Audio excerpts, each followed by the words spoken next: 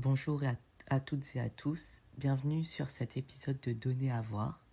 Aujourd'hui, je vais interroger ma petite sœur Coralie et on va vous parler de la peur de l'abandon et du fait de trop réfléchir au sein d'une relation, que ce soit amicale, amoureuse ou familiale.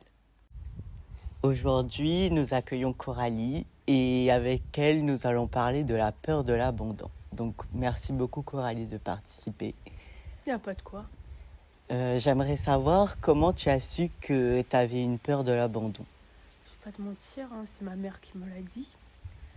Parce que je pense que je l'ai développé, j'étais trop petite en âge. Ouais, pour comprendre. Oui, voilà, le comprendre. Et puis tu grandis.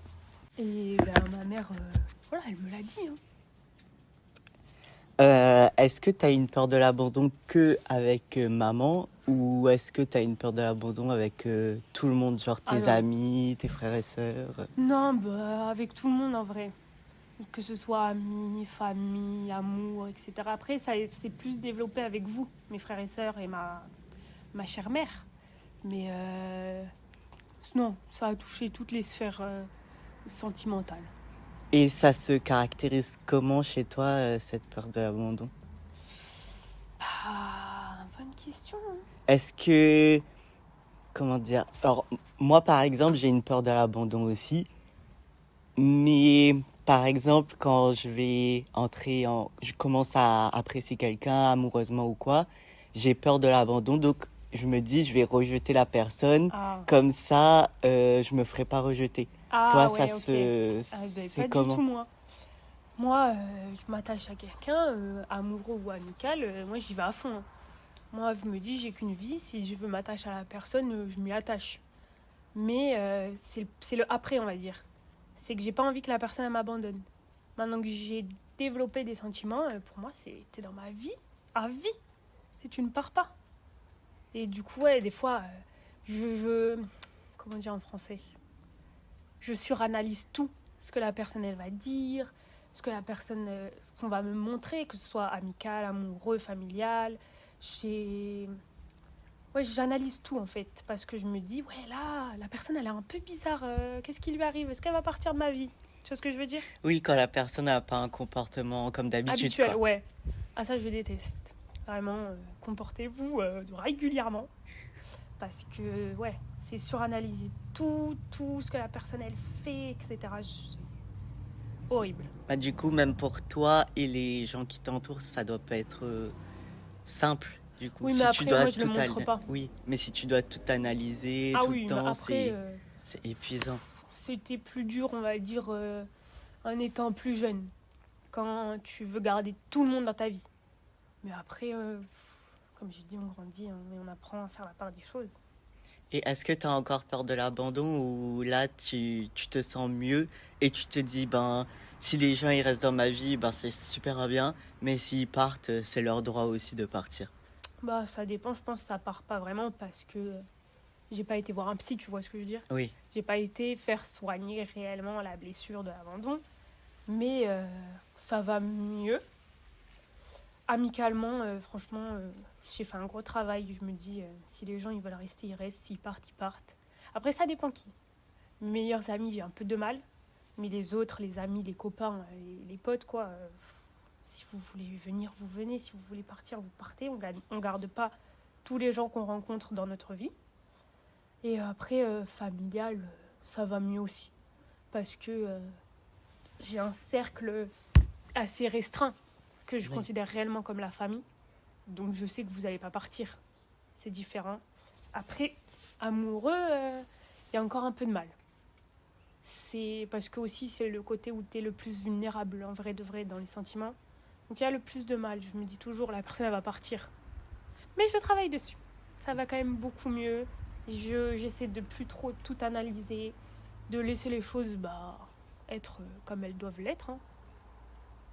Après, tu sais que nous, bon, on réexplique. En gros, nos parents se sont divorcés. On était assez jeunes et on est vraiment entre frères et sœurs un noyau super dur. On est vraiment fusionnel. Donc moi aussi j'ai développé une peur de l'abandon. mais plus par rapport à vous. Ouais, Après, ça s'est guéri parce que je me suis dit que dans tous les cas, vous serez toujours là avec moi et vous êtes les personnes que j'affectionne le plus. C'est pas que j'affectionne pas les autres, mais c'est un amour différent. oui, bah oui. Voilà. Oui, oui, bah en vrai, pareil. Après, voilà, ce qui a créé la peur de l'abandon, ça a été le divorce. Oui, on est sûr que c'est ça. Mais, bah oui. Mais ça part avec le temps, en vrai, je pense. Tu grandis, tu comprends les choses, tu prends un peu de recul sur les situations. Et faut aussi, parce que aussi, il y a le truc. Moi, j'ai eu peur de l'abandon, mais j'ai aussi eu peur d'abandonner des gens. Moi, dans mes amitiés, j'étais très droite. Tout le temps, j'acceptais tout. Je voulais pas que les gens partent de ma vie. Parce que je voulais pas. Je sais pas si vous allez comprendre, mais je projetais ma peur sur eux. Je me disais, mais peut-être qu'ils vont se sentir abandonnés. Ouais. Mais en vrai, on peut pas garder tout le monde. Et des fois, t'abandonnes pas, juste, faut grandir et vos chemins ils se séparent et c'est la vie. Hein. Et puis c'est normal de changer. Enfin, Ah dans oui, notre vie, on change tout le temps. Et c'est ok aussi de plus être en accord avec des personnes, tes amis ou d'autres proches. Et c'est ok de partir. Enfin, il faut peut-être avoir une explication avec les personnes ouais, et pas les laisser comme ça, les ghoster ou autre, parce que vraiment ghoster quelqu'un, ça fait que la personne elle va se poser tout le temps la question, est-ce que j'étais pas assez important, est-ce que là j'étais pas assez bien ou quoi que ce soit. C'est bien de mettre un terme correctement. Je sais que moi, dans certaines amitiés, j'avais pas la force de mettre un terme correctement et je m'éloignais. J'avais aussi pas assez de, comment dire, d'intelligence émotionnelle pour me dire, ben là, je vais faire du mal à la personne si je pars. Mais c'était trop pour moi, alors je partais d'un coup. Alors que je sais que maintenant, à mon âge, et surtout, j'ai travaillé sur moi, je ferai plus jamais la même chose. oui, mais après, je pense aussi, quand t'as peur de l'abandon, t'acceptes quand même beaucoup de choses que toi tu ferais pas aux autres. Oui. Et ça, il faut le changer parce que si vous le faites pas aux autres, vous aimez pas qu'on vous le fasse à vous. Il faut savoir poser des limites, il faut savoir aussi partir sans forcément comprendre que l'autre, pourquoi l'autre il vous avait fait du mal, pourquoi il fait ce genre de choses. Des fois, il faut juste se dire, bah c'est bon, j'ai plus besoin de cette personne dans ma vie, elle m'apporte que du négatif, ou sinon juste la relation, Pas top. elle est pas saine.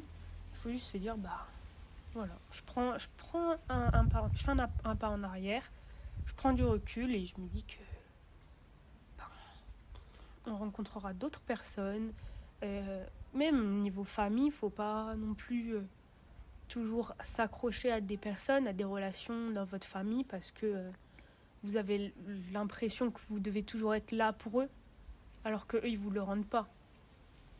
Oui, l'effort, il doit être dans les deux sens et c'est pas que Oui, dans un voilà. sens.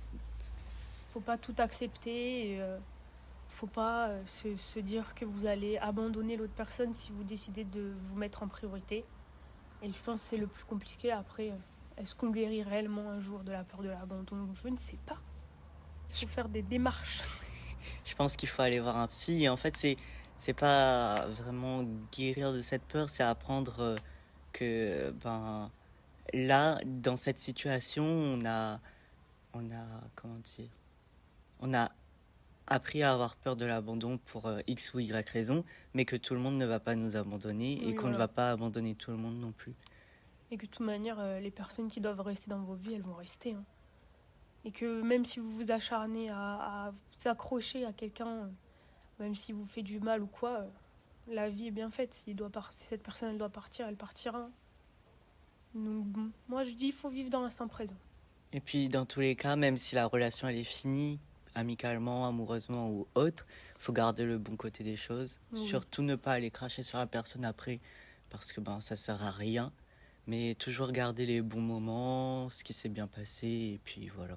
bah oui, en vrai. On a parlé du fait de trop réfléchir dans une relation. Est-ce que tu penses que ça peut détruire des choses aussi de trop réfléchir? Par exemple, moi, j'essaye de tout le temps analyser des choses. Mm. Je me fais des scénarios. La plupart du temps, c'est surtout des scénarios où les gens y partent Ouais, ou des scénarios où je les déçois. parce que j'ai vraiment peur de, de Ouais, décevoir l'autre, que ce soit amicalement ou autre.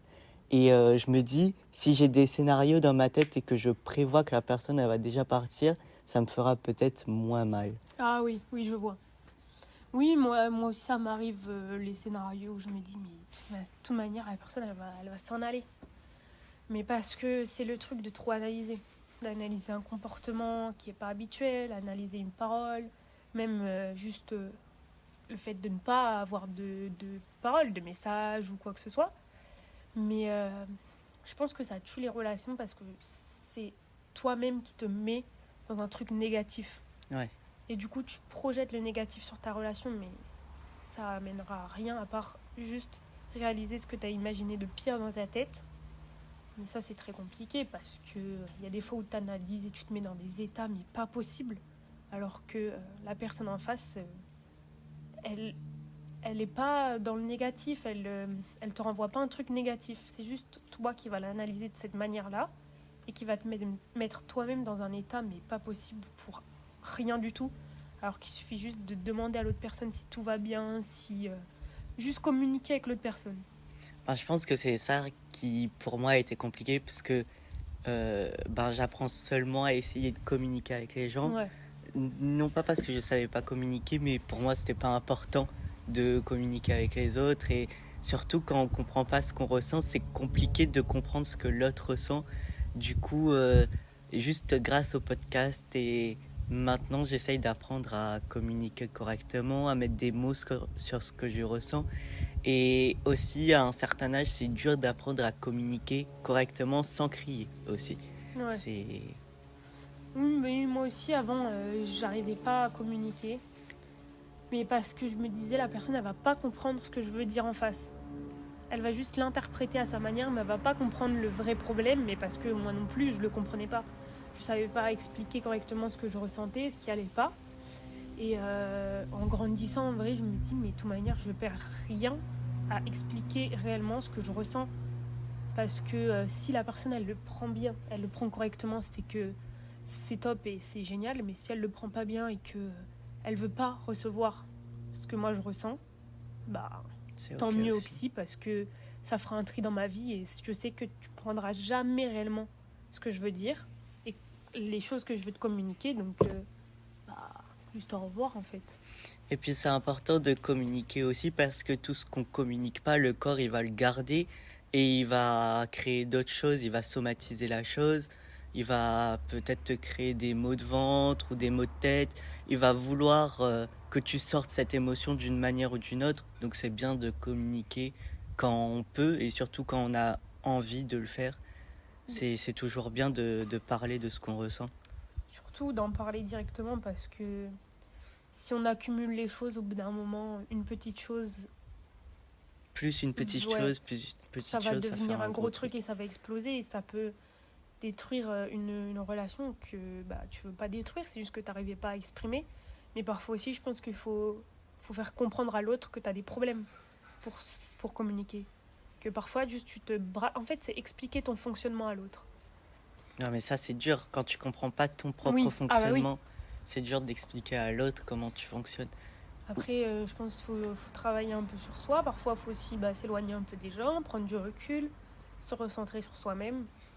Mais communiquer, ça aide vachement les relations amicales, amoureuses, familiales, etc. Ça fait avancer. Parce que ne pas communiquer, c'est vous rester sur le même problème tout le temps. Et C'est à force, redondant. ça va lasser une personne ou une autre. Donc ouais. Mais trop réfléchir, je pense qu'on est beaucoup dans nos générations, on ne vient pas de la même, à avoir ce problème. Ben aussi, je pense qu'avec tout ce qui est réseaux sociaux et tout, on Ouais, montre surtout une bonne image de nous et on montre jamais le mauvais côté. Par exemple, quand on ouais, est ouais. vraiment dans des états entre guillemets pitoyables, où on se sent vraiment pas bien mentalement et tout ça, on montre que des photos de nous, on rigole ou Ouais. on atteint entre guillemets des objectifs, alors qu'il y a vraiment plein de choses qu'on montre pas derrière et ça crée vraiment du stress, de l'anxiété, de l'angoisse et plein d'autres choses. Surtout, les réseaux sociaux, ça crée quand même, je trouve, je parle comme une vieille, j'ai que 20 ans, mais je trouve que ça crée quand même beaucoup de comment dire, de mauvaise communication avec l'autre. Parce que des fois, juste une personne qui va te mettre un vu, tu vas être énervé, tu vois ce que je veux dire? Ouais, Tu alors vas être énervé alors que l'autre personne, elle se dit juste, bah, il n'y a plus rien à dire, je réponds pas. Ou la personne, elle va poster des photos, des stories, etc. Et les gens vont surréagir à ça et se dire, mais il poste des stories, elle poste des stories, mais ça m'envoie pas de messages, etc. Mais pourquoi moi je le ferais, nanana. Ça crée quand même, je trouve, beaucoup de problèmes de communication dans les relations et ça, c'est compliqué. Quand vous sentez qu'il y a un problème avec une personne qui partage votre vie, juste expliquez-lui directement, je pense. Parce que à trop réfléchir, ça fait très mal au crâne. Très mal au crâne et au corps. C'est fatigant, vraiment. puis la plupart du temps, on réfléchit, comme tu l'as dit, à des scénarios qui vont pas se réaliser. Et puis, Oui, c'est vraiment créer des problèmes ou se mettre du stress pour rien. Donc, oui, c'est bien de communiquer, surtout d'apprendre à communiquer. Et puis, c'est bien de communiquer avec une personne, mais c'est bien aussi de comprendre ce que la personne, elle dit. oui. Parce que parfois, il y a de la communication, mais on n'écoute pas vraiment ce que la personne, elle dit Et on réellement. répond juste, en fait. Oui, voilà. Et c'est bien que si la personne, elle explique quelque chose et qu'on ne le comprend pas, c'est OK aussi de demander à réexpliquer dans un vocabulaire où on comprend ou juste de prendre un temps pour comprendre et travailler l'information qu'on a reçue et puis dire, ben là, j'ai pas compris ce que tu voulais dire. Est-ce que on pourrait avoir une discussion là-dessus ou... Oui, voilà. Parce que après, le fait de trop réfléchir aussi, ça fait partie de la peur de l'abandon. Les deux sont liés, mais je pense on peut travailler sur les deux, on peut toujours avancer. Moi, j'ai beaucoup avancé quand même parce que maintenant j'exprime ce que je ressens. Si je dois dire quelque chose à quelqu'un, moi, je le dirai parce que j'ai pas envie que ça reste enfoui dans mon corps et que ça me crée des maladies. Et c'est important parce que, comme je l'ai dit, tous les gens, ils resteront pas dans votre vie. Ayez pas peur de perdre des gens ou de partir de la vie de quelqu'un parce que des fois, tu te gâches des mois, des semaines, des années, juste avec une relation que tu veux pas abandonner. Et quand tu le fais réellement, tu te rends compte qu'en fait, tu perdais ton temps. Ton temps, ton énergie que tu pouvais mettre ailleurs, dans d'autres relations. Il en existe plein des gens sur Terre avec qui tu peux nouer des liens en français correct. Mais ouais, c'est très compliqué. Puis, je trouve la peur de l'abandon, c'est par phase. Il y a des fois où ça va aller très bien et des fois où ça va pas du tout aller en fait. Et il faut surtout pas avoir peur aussi de, de partir, surtout. C'est pas. Parfois, on abandonne, entre guillemets, des gens, mais c'est vraiment pour notre bien personnel, c'est pour le bien de notre santé mentale. Il faut toujours se placer en priorité, Ouais. parce que si nous, on prend pas du temps pour nous, on se met pas en priorité, on place pas des limites, on, la manière dont nous on se traite nous-mêmes, c'est montrer à la personne comment elle peut nous traiter. Ouais. Et si on se traite pas correctement, l'autre personne elle va penser que elle peut aussi nous traiter d'une certaine manière alors que pas du tout. C'est avec le temps j'ai appris à mettre des limites, Ouais. même en amitié. Oui. Avant j'avais pas assez confiance en moi et assez d'estime de moi-même pour pouvoir mettre des limites même dans ce cadre-là. Et c'est super important de se connaître et surtout de connaître sa valeur, de mettre des limites à tout le monde pour être bien, avoir une bonne santé mentale et surtout se respecter, c'est très important. Puis, de toute façon, la seule personne qui vous abandonnera jamais, c'est vous-même. Hein. Donc, Exactement. c'est votre personne qu'il faut vraiment faire passer avant et prendre le plus soin possible. Parce que vous êtes avec vous du jour 1 jusqu'au jour de la mort. Donc, faut vraiment faire attention. Faut prendre soin de soi. Faut pas s'accrocher à des choses qui vous font vous mettre mal seul dans votre lit le soir. Ça sert à rien. Et surtout, faut pas penser que si on parle de nos soucis à nos frères, nos sœurs ou même notre entourage, ça va les embêter. Je pense que la plupart du temps, même les gens, ils sont très contents qu'on puisse leur parler de nos Oui. soucis parce qu'ils se sentent valorisés, ils comprennent ce sont des personnes importantes pour nous et la plupart du temps aussi, ils peuvent nous donner de très bons conseils ou même c'est l'inverse, hein. Parfois ils nous donnent pas de bons conseils, mais au moins on aura parlé de ce qui nous stresse ou des petits soucis et c'est bien aussi. Et moi, une chose qui m'a beaucoup aidée aussi dans le fait d'exprimer les émotions, c'est écrivez. Quand il y a quelque chose qui va pas, que ce soit sur votre téléphone, en papier ou quoi, écrivez ce qui va pas. Parce que ça aide déjà à le faire sortir du corps, à le faire sortir de la tête et aussi à prendre du recul sur la chose. Parce que généralement, on se rend compte qu'en fait, le truc qui nous prend la tête depuis je ne sais combien de temps, en fait, ça en vaut pas tant la peine. C'est rien de si important et comme j'aime à le répéter, on vit sur un caillou qui flotte au milieu de rien. Rien n'est important. Elle le répète réellement très souvent. Mais oui, parce que rien n'est si important qu'on le pense. Je pense qu'il faut juste apprécier les petites choses de la vie, ne pas se prendre trop la tête avec les gens, c'est très compliqué, j'en parle en connaissance de cause. Mais la vie elle est déjà assez dure, je pense, en elle-même, pour se prendre la tête avec des gens qui parfois n'en valent même pas la peine. Et surtout, on n'en parle pas assez, mais si on a besoin de parler et que on pense que notre entourage n'est pas apte à accepter les informations autres ou qu'on peut se sentir jugé, faut vraiment aller voir un psy, faire une démarche d'en parler ou quoi que ce soit. Ou si on a peur d'aller voir un psy, je sais que moi j'utilise le fait de faire des vidéos où je me parle à moi-même Ouais. et je parle de mes problèmes. Je fais comme un travail du fil rouge là. Je commence avec un gros sujet et après je dis plein de choses qui me passent par la tête ou tout ça. Ça a l'air un peu bête dit Ouais. comme ça, mais ça aide vraiment parce que déjà de un, tout le monde n'a pas les moyens financiers ou même les moyens de se déplacer pour aller voir un psychologue. Et puis de deux, on n'a pas tous le potentiel ou l'envie de dévoiler toute notre vie à quelqu'un. Donc c'est bien aussi de faire des vidéos où on se parle. Je sais que moi j'ai revois des vidéos après où j'étais vraiment très très mal, j'étais au fond du trou. Et même de revoir ces vidéos, je comprends que je suis passé par des étapes super importantes, très lourdes, et que je suis arrivé là où je suis.